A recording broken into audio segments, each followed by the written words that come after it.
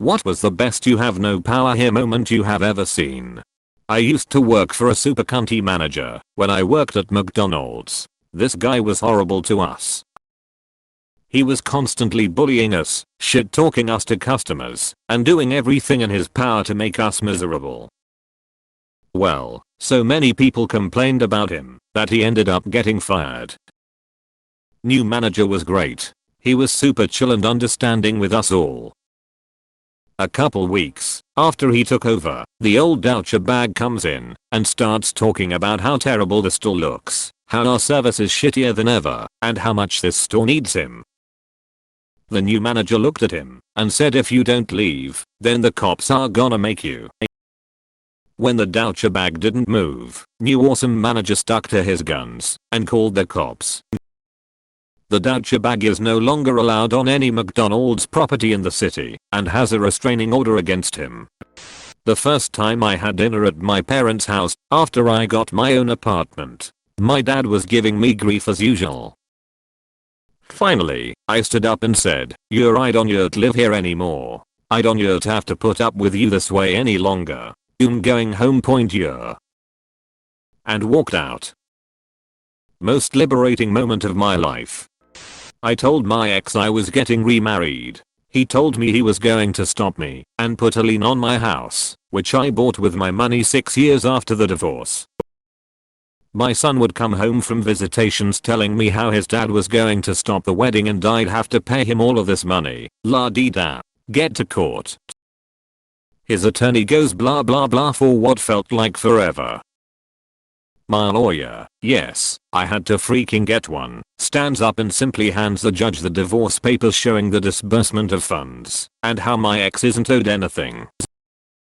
Judge looks at ex's lawyer and basically asks, did you even ask for this document before filing? And dismisses the case. A while back, I got a job as a popcorn monkey in the local cinema as a temporary thing while I figured out what the fuck I was doing with my life.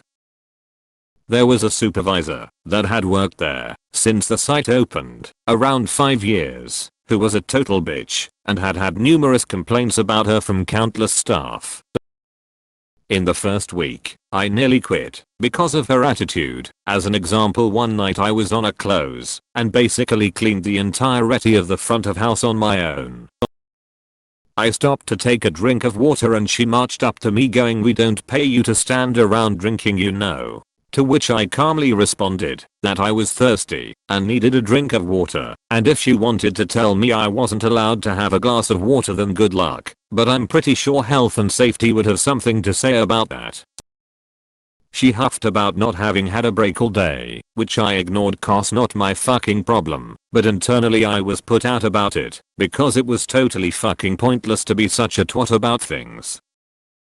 About 2 weeks in I get promoted to supervisor as I was clearly extremely competent by their usual standards. I could walk and fart at the same time, but she also gets promoted to floor manager, so she continues to work her little power trips and try and lord it over me and everyone else. 4 weeks after that, I get another promotion to floor manager, and at this point we are equals, so she can't boss me around anymore. So instead, she tries a different tack, which is to try and lord it over me with her superior knowledge of processes, where to find stuff, etc. My response is to go, saccharine sweet, oh thanks. That's so helpful. I mean, you know how things work so much better than me because you've been here 5 years and I've only been here 6 weeks. She had a face like a smacked ass. It was delightful.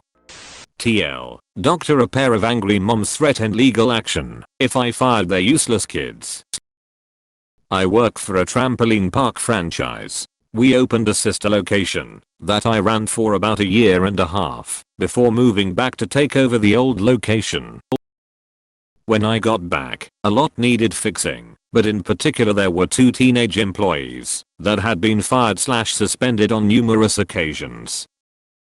They were generally lazy, rude jackasses that shouldn't have been hired in the first place. Problem was, they both had aggressive helicopter moms that intimidated the manager into rescinding any punishments. Once I came back, I took stock of our employees and had a long talk with the entire leadership team. I learned which employees caused which problems, who was unreliable, who had a regular habit of skipping shifts, texting on shift, etc. I fired about a half dozen that first week, including those two I mentioned. That night, both moms called my personal cell to scream at me. Our numbers are listed in the online scheduling tool, so employees can find shift covers more easily. They demanded to know why I fired them, threatened to sue, have me arrested, accused me of discrimination against their white middle-class sons, etc. I simply asked, is your son over 18? Yes. So you're demanding I legally release personal information regarding a former adult employee. By you. Not me, but a story my dad used to tell me all the time. So my biological grandmother was very emotionally abusive. She was very controlling and tried to keep people within her sphere of influence. There's a reason why my grandfather divorced her. In high school my dad had a job washing airplanes at an airport in our area, which he absolutely loved. He's a huge fan of aircraft in general. He had classes until roughly 10 AM, and then he'd be off to work until around 10 PM. It was what he loved. He didn't mind long hours being around aircraft all day. But one day he came home a little too late for his mom's liking. She said she'd take his keys to his motorcycle and that he'd lost privileges to it. The fact of the matter is that he bought the motorcycle himself and he needed it to get to school as well as work. He laughed in her face and she didn't do anything. She couldn't do anything. X and I were moving out after a breakup, cleaning out garage.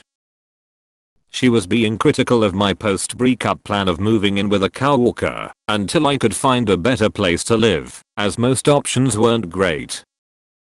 I took a deep breath and laughed. This puzzled her. Why are you laughing? She asked. I collected myself and said, because this is the last time I have to listen to this. You don't get to be critical of anything I ever do, ever again. It was a really great feeling, because I literally thought of the "you have no power" here as I laughed. Oh, I have a story for this. I got married 2 years ago overseas, because my wife is from Europe, and they have cool castles and shit. My Canadian family and friends all came over because most had never been. We are a little older and well off, so we splurged.